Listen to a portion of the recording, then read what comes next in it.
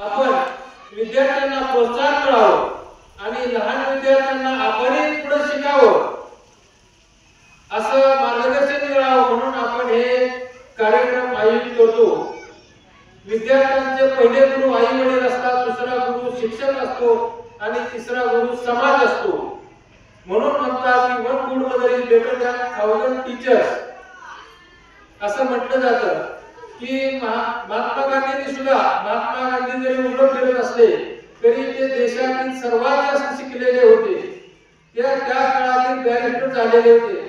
त्यांनी एका ठिकाणी म्हटलेलं आहे, education is an instrument of social change. म्हणजे शिक्षणाशिवाय या जगात कोणालाही पर्याय नाही।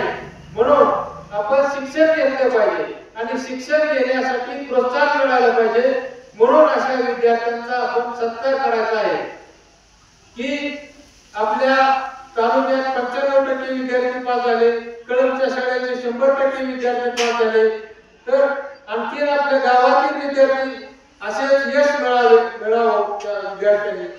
म्हणून आपण प्रयत्न करायचे आहे आणि त्यासाठी आपल्या सर्व ग्रामस्थांची साथ आवश्यक आहे।